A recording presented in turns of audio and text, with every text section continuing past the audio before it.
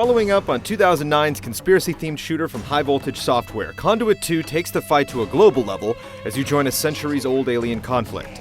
Is the Wii's only big spring title worth the jump, or should you teleport to another console for the next few months?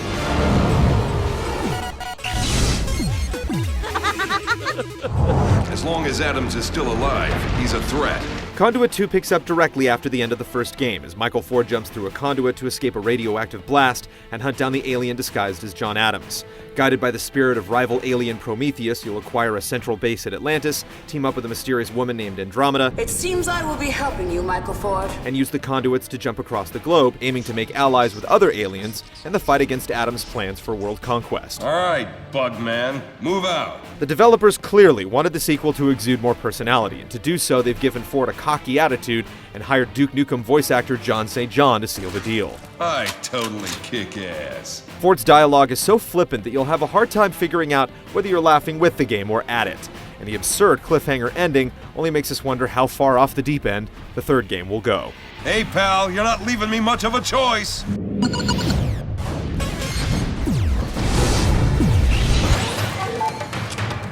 Conduit 2's global setting lets the game branch out and offer more variety as you head to an Atlantic oil rig, go beneath the waves of Atlantis, and venture to China, Siberia, and back to the ruins of Washington, D.C. Plus, if you find the coordinates, there are also 3 hidden levels to explore. Although the full campaign lasts around 6 to 8 hours, it ends abruptly with a quick, uneventful stop in South America, followed by the final boss fight. Your new destroyer armor comes with 4 upgrade slots, letting you choose from a range of abilities like increased weapon damage, unlimited sprint, and stronger melee attacks. Weapon blueprints and upgrades can be found hidden throughout the game, or you can purchase them from a shop. You earn credits by finding secrets, playing online, and earning achievements, giving added incentive to seek out these extras. Conduit 2 has a healthy range of multiplayer options, letting you play with 4 players via split screen or up to 12 online. Aside from Deathmatch, there are VIP and bounty games that have you hunting down specific players, as well as objective-based modes that have teams fighting to hold possession of the all-seeing eye, and games of ball or capture the flag. ASE taken. You can also play basketball with the ASE, or participate in a Mario Kart-inspired balloon battle. But these aren't as fun as they might sound. There's also a split-screen co-op mode that tasks you with surviving waves of enemies while competing for randomly awarded coins. Despite all its features, Conduit 2 suffers from a huge flaw in its save system. The game autosaves your progress regularly, but there's no way to restart a level or access a prior checkpoint. If you make a mistake and the game saves at the wrong time, you can find yourself stuck down a hole with no choice but to restart from scratch. We highly recommend backing up your single-player progress.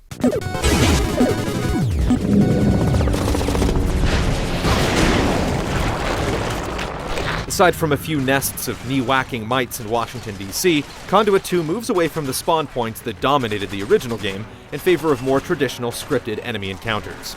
It's still challenging in parts, but the AI is more predictable, and in some situations, too easy to sneak up on, not noticing when surrounding guards are taken out or barrels explode. The worldwide setting lends itself to more varied enemies and situations. Atlantis has its own array of robotic creatures to contend with, while China has Jade Warriors that take a lot of damage, but are too slow to constitute much of a threat. There are a few major boss fights this time around, as well as a fast-paced turret sequence from the back of an escaping aircraft. Scanning objects with the ASE plays a bigger role as you interact with machines and search for upgrades, secret documents, and cryptic writing on the walls. There's something to find in almost every corner, to the point that scanning can get tiresome, and constantly staying in the blue screen scan mode can keep you from appreciating the look of each level. Probably the most fun Conduit 2 offers is in its weapon selection. Some of the original's most memorable guns return, including the Hive Cannon and the bolus-like Deatomizer. There's also the new Widowmaker turret that you can set up and control from a distance, and the Dark Star, which drags enemies into a black hole.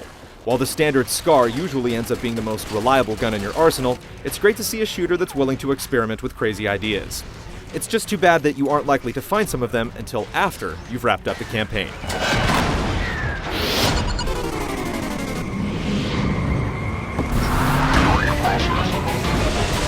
Conduit 2 revels in pushing tech in ways that most games don't bother with on the Wii, with much attention lavished on lighting and surface mapping. Even so, the game has its share of technical hitches with an inconsistent frame rate, weird bugs, and poor lip syncing. I don't have time for you or Prometheus's excuses. The increase in locations makes for a much wider palette for environmental artists to draw from, but characters still can't shake the generic feel, looking like budget toys you'd find at the grocery store. Try to live up to your name this time! Conduit 2's cheeky dialogue and creative weapons are amusing, and there are enough multiplayer options to keep you busy, although not likely for the whole of spring. Conduit 2 isn't the top of its class, but it's a fun B-movie experience nonetheless. Well, no one ever said saving the world would be easy.